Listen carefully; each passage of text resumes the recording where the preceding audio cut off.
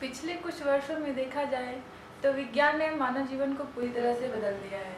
इसके जो बदलाव हैं कुछ पॉजिटिव हैं और काफ़ी हद तक नेगेटिव भी है। तो इस पे आपका क्या कहना है? आपका कथन तो काफी हद तक सच है कि चीजें काफी हद तक बदल रही हैं, जो कि पूर्व में सोचना संभव नहीं था, वैसा आज होने लगा है। समाज में लोग एक दूसरे के जितने करीब थे, वह आज एकांत में एक कंप्यूटर के सामने अपने आप को करीब पाते हैं, या मोबाइल से, दुनिया से तो करीबी बड़ी, अपने आप से और अपने पड़ोसियों से दूरी बढ़ गई। तो जो कल के दिन बच्चे फुटबॉल, क्रिकेट आपस में गपशप करते थे, वो आज मोबाइल से दूर देश में बात करते हैं। कंप्यूटर से काम होने लगे। तो चीजें तो बदली हैं, और नेगेटिव है ऐसा भी नहीं कहा जा सकता, और पॉजिटिव है, पूरा ही पॉजिटिव है ऐसा भी नहीं कहा जा सकता। चीजें आती हैं और बिना जाने परखे आ रही हैं, तो कुछ तो कमियां लेके आ रही हैं और कुछ अच्छाई लेके आ रही हैं। तो अगर हम देखें तो देखने के पहले एक चीज ध्यान देनी जरूरी है कि neither the old is gold and neither the new is bold. We have to take both into careful fold. ना तो पुराना सोना है सिर्फ, और नया बोल्ड है, साहसी है।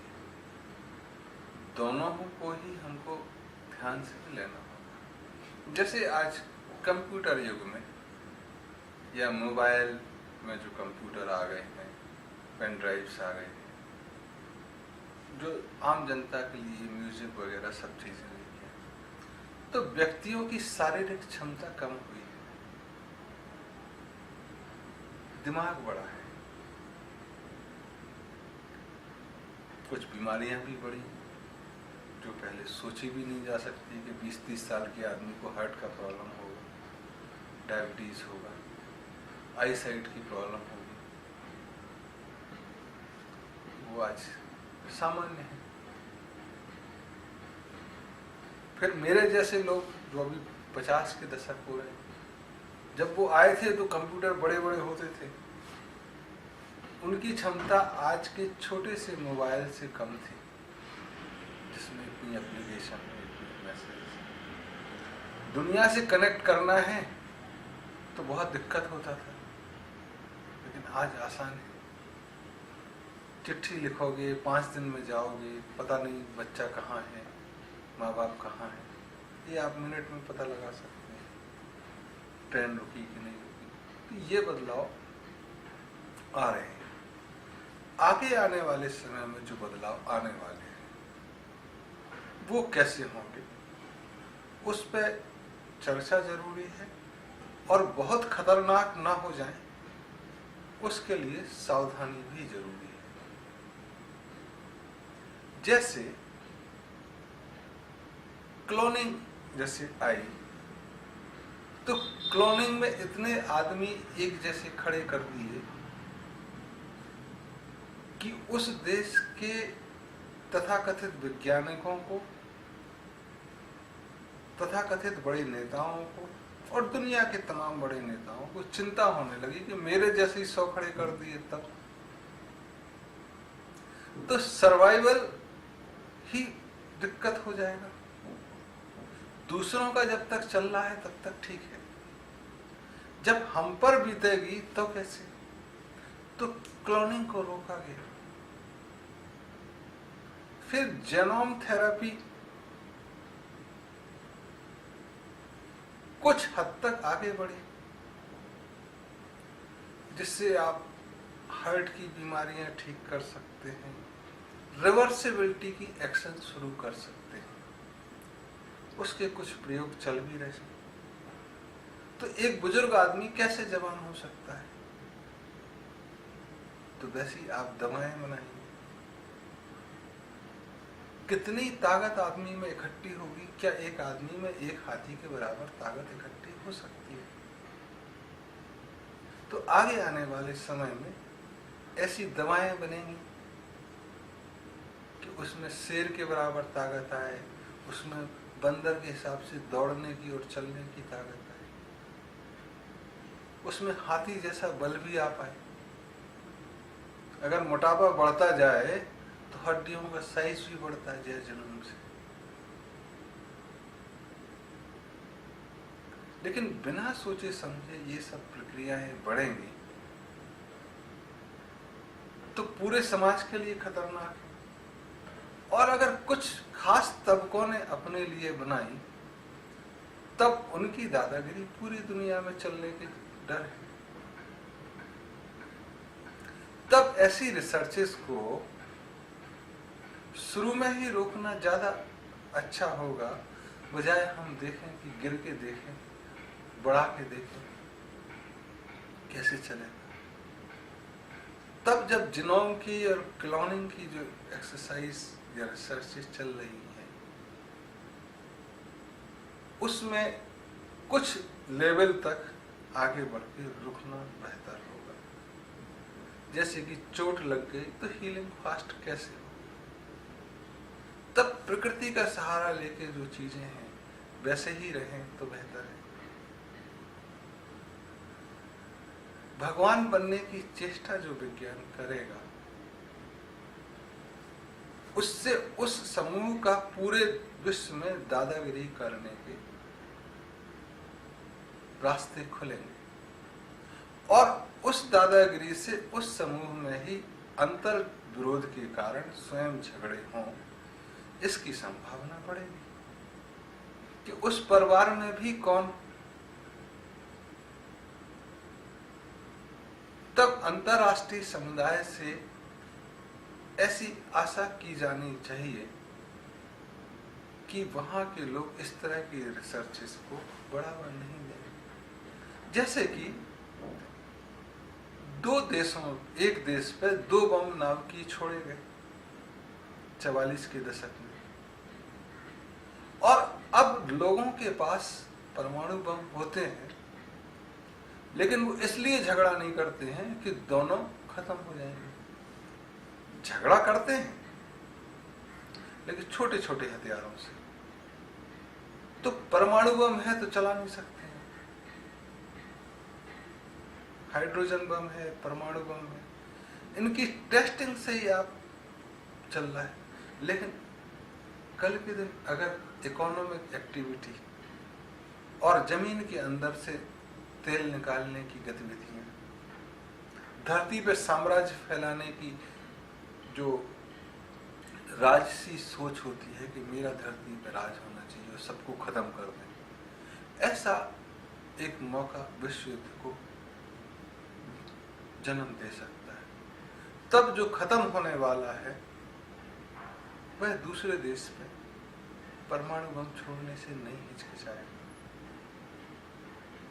ये जानते हुए कि हम भी खत्म हो रहे हैं।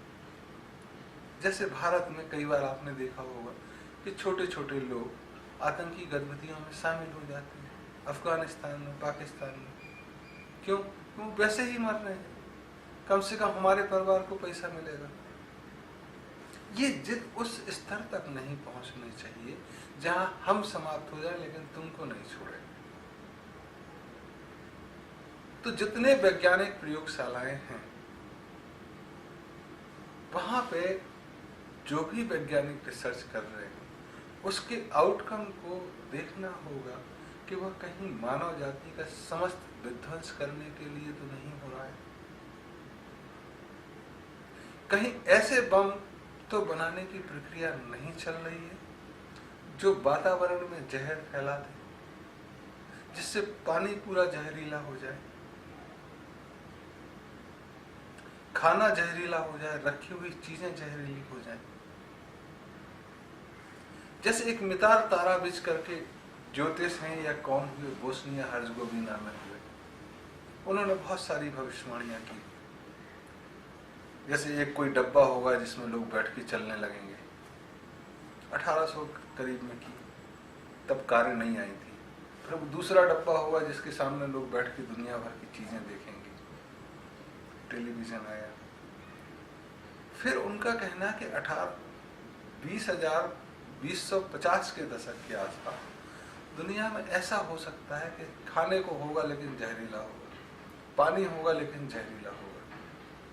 तब लोग ऐसे गिरेंगे जैसे सूखे हुए पेड़ से आम गिरते हैं।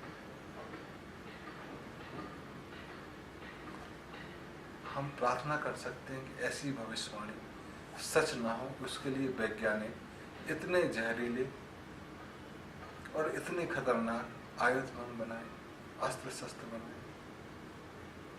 लेकिन प्रक्रिया चल रही है तो चिंता की बात है।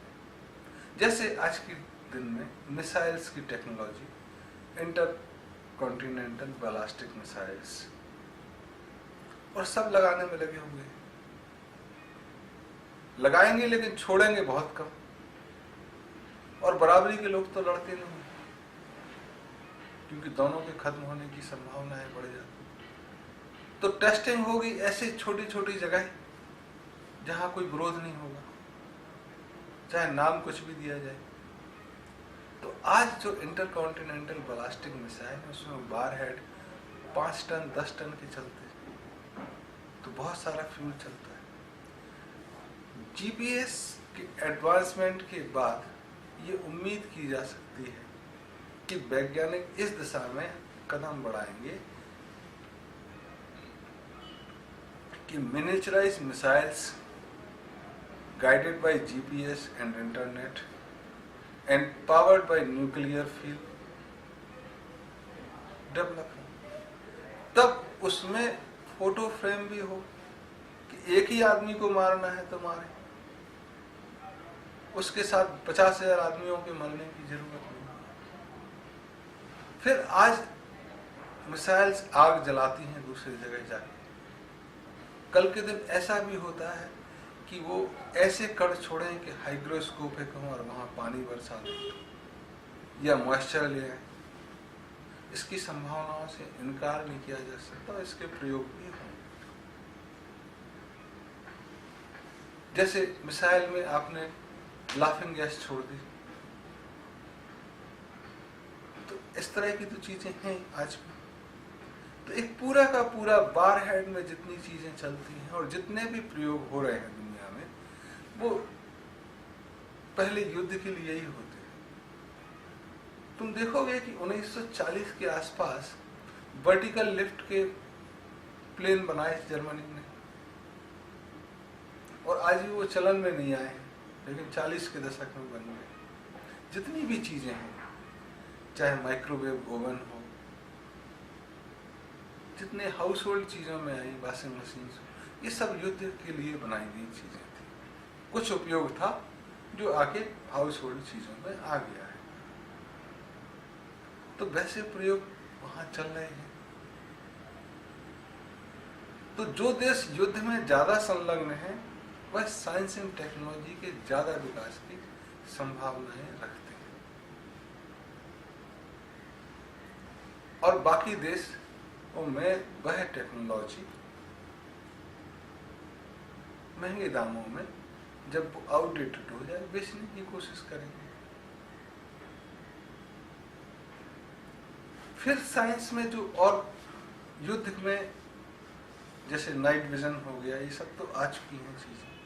जो और आने वाली हैं जैसे मिनिएचराइज, सबसे महत्वपूर्ण चीज जो आएगी युद्ध में साइंस के बाद, साइंस की परिकल्पनाओं को उजागर करती हुई, जैसे कई नॉवेल्स भी हैं जो इस परिकल्पनाओं को दिखाती हैं कि आप दूसरों के वार हेड या इलेक्ट्रिक सिस्टम को फेल कैसे कर सकते हैं। तो उसमें कुछ सफलताएं आज भी आई हैं कि आप ऐसा इलेक्ट्रोमैग्नेटिक एरिया बनाएंगे कि वहाँ के पावर प्लांट बंद हो जाए, जनरेशन बंद हो जाए, ट्रांसमिशन लाइन्स डिस्ट्रीब्यूशन डेड हो जाए या कोलैप्स हो जाए। ये चीजें तो आएंगी। दूसरा चीज, सैटेलाइट से अपने गाइडेड मिसाइल को दूसरों के जो डिफेंस मैकेनिज्म उससे बचाना और दूसरों की डिफेंस मैकेनिज्म को रास्ते में तोड़ना। अपने ही सैटेलाइट को इस तरह से लॉन्च करना कि आपके मिसाइल से अगर बीच रास्ते में आपको एक्सप्लोड करना पड़े तो एक बार लॉन्च करने के बाद भी आप उसको डिस्ट्रॉय कर सकें। वापस वारहेड पे बुलाना है तो वापस भी बुला सकें। और जो ऐसा कर पाएगा वो देश आगे अग्रणी होने की संभावनाओं से या आगे अग्रणी होना उसके लिए संभव, और वही शायद दुनिया को बचा भी सके। तो युद्ध के स्तर पे टेक्नोलॉजिकली और साइंटिफिकली उसको प्रूफ करने के लिए बहुत ज़्यादा चीज़ें नहीं हैं। क्योंकि जब आप जीपीएस लेके आ सकते हैं, जब टेक्नोलॉजी इतना एडवांस कर सकते हैं, तो इसमें भी कोई दिक्कत नहीं। दूसरी तरफ आप ह्यूमन एंड टेक्नोलॉजिकल इंटरेक्शन से ऐसी वेव्स बना सकते हैं कि आप दुश्मन के यहाँ ऐसी वेव्स छोड़ें कि सामने वाले पागल हो जाए, चिड़चिड़े हो जाए, उनमें डिसऑर्डर्स डेवलप होने लगे और वो आप कंटिन्यूस छोड़ते जाए। तो इसके लिए आप बड़े बड़े ट्रांसमीटर लगा सकते हैं। कल के दिन ऐसा भी हो सकता है कि सैटेलाइट के थ्रू आप दूसरे देश में ऐसी वेव्स भेजें कि उसके सारे मोबाइल एक झटके में खत्म हो जाए या डेड हो जाए, फिर उन्हें रीएक्टिवेट करना पड़े। ऐसे भी सिग्नल आप भेज सकते हैं कि जो रिसीवर एंड पे है वहां से फिर ऐसी तरंगें निकले कि जो जो सेट लिए हो उसके हाथ गर्म होने लगे, मोबाइल में आके ऐसी चीजें वो वायरस डेवलप करे कि आप हीट निकलने लगे, कुछ उनका सिस्टम कोलैप्स हो जाए। ये दुश्मनी में चीजें आ सकती हैं। Chemical warfare can also go on its peak, कि हवा को जहरीला बनाना, पानी को जहरीला, खाने को जहरीला, ये चीजें, या डिफॉर्मिटीज लाना, ये युद्ध के स्तर पे है। इसके छोटे छोटे रूप समाज में पैसा कमाने के लिए आपका सिस्टम एक बार डिस्ट्रॉय किया, फिर कहे कि हम इससे अच्छा लाएंगे, अभी डिस्ट्रॉय नहीं हो सकता है। इसमें इज लैंडिंग फैसिलिटी पॉसिबल है कि आप अपने मोबाइल को अपने शहर में ही, अपने ही राडार में जो आपका ट्रांसमीटर है उस नेटवर्क में बात कर सकते हैं, कभी कोलैप्स नहीं होगा। या इसमें सिग्नल पहले से आ जाएंगे, अगर ऐसा कुछ है तो आप स्विच ऑफ करके इसको बचा सकते हैं। या ऐसा कुछ युद्ध की स्थिति आए तो आप इसको स्विच ऑफ कर दें तो ट्रेस नहीं हो पाएगा जीपीएस से कि आप लोकेशन क्या है। ऐसी चीजें बेचने के लिए भी आई। ये युद्ध की चीजें और आम जनता में कैसे आई? जो शुद्ध विज्ञान है वो और माइन्यूटेस्ट की तरफ जाएगा, और बिग बैंग की जो थ्योरी में साइक्लोट्रॉन का एक एक्सपेरिमेंट हुआ, उस एक्सपेरिमेंट के रिपीटेशंस की और संभावनाओं से इनकार नहीं किया जा सकता, और मेरे ख्याल से भाई करें। छोटे में बिग बैंग कितना बड़ा असर लाता है ये समय बताएगा, या समय बताने लायक रहेगा या नहीं, ये अलग बात है। क्योंकि बिग बैंग एक चेन रिएक्शन भी हो सकती है जो आपके कंट्रोल के बाहर जा सकती है, चाहे आप कितना भी कंट्रोल करें। क्योंकि जब कोलिजन शुरू होता है तो कंट्रोल कोलिजन कब तक कंट्रोल रहेगा इस बारे में आप आकलन कर सकते हैं, लेकिन परिणामों को बांध नहीं सकते, नहीं तो आपके प्रयोग का कोई मतलब नहीं। अगर आपको परिणाम ही बांधने हैं तो प्रयोग करने की जरूरत नहीं है।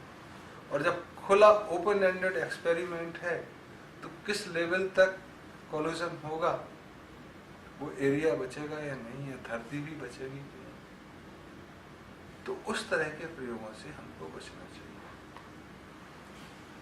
कि कोलिजन से कितना असर पड़ेगा, तो बिग बैंग तक ना जाते हुए छोटी एनर्जी कैसे जनरेट की जा सकती है, low temperature fusion and fission कैसे किया जा सकता है, इस तक सीमित रहे तो बेहतर। वहां क्वांटम फिजिक्स में हाइजेनबर्ग की थ्योरी, क्वांटम के बाद जो नई चीज आएंगी उसमें, तब एनर्जी वेव एक पैटर्न फॉलो करती है या अनपैटर्न है, या बंडल्स के रूप में ट्रेवल करती है, या ये अपने आप वेरी करती रहती है, इस पर रिसर्च चले। और छोटे छोटे पार्टिकल्स जो बिग बैंग से निकालने की कोशिश हो रही है, जिसकी खोज हो एनर्जी, वो माइन्यूटेस्ट से माइन्यूटेस्ट के बारे में जाने की खोज करेगी। और तब ऐसा भी हो सकता है कि वो कुछ ना पाए, द कंप्लीट वॉइड। उस समय जो वॉइड होता है कि आप पूरा चक्र घूम गए और आपको कुछ नहीं मिला, at that time invention of zero take place. The minutest, the science which is busy in finding the minutest of minutest, that is 0.0000029 times, then electron comes. So maybe 35 times positron will come, and so on, and then we find nothing is there after that, but still it is running. So a circle. And at another end, science will also busy in finding larger and larger and largest in the sky, galaxy, Milky Way. That one end minutest, and another end the greatest, and there they will find it is all circle. So the two ends, the science will lead further research to. One will describe as zero, another will be 2-0, like infinity signal. At two places that will go. Third thing, those who are involved in social sciences, they will also come out with certain techniques which can be repeated and can be proven. That will be so, more so in political science, in social science, economics, so the science and modern art also. So science will also enhance its field in the domain of political science, modern art, economics, and few other which are being called art, but not at a history and other level. In history, they will try to find out some proof by way of energy waves in the environment, maybe by some method of aging, and some chemical structure. Something they will come up in the history as well. So in that field, some researches will be carried out, but it will be more so in political and modern art field and economics. This is what has been, one can foresee in the future of science as well as technology. Lastly, cutting short my reply to this question,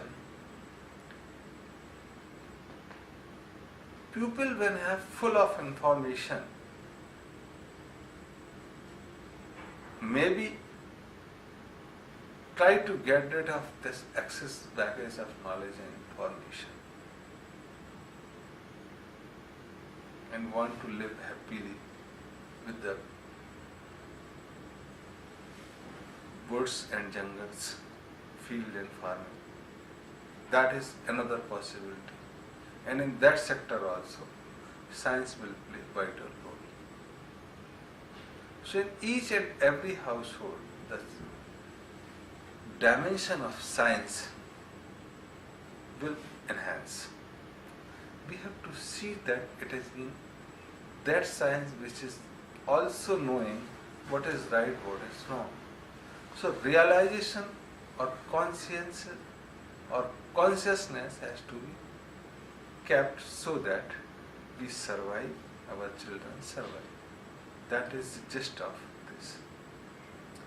And ultimately, they may lead to the super science, which is astronomy, astrology, and super science, Vigyan, Bhairav, Tantra, which is being narrated by Shiva. Which have around 112 methods. So ultimately, once again, science will try to touch that in common area, common understanding. That is all I can foresee in plain science, except medical. I have not talked about.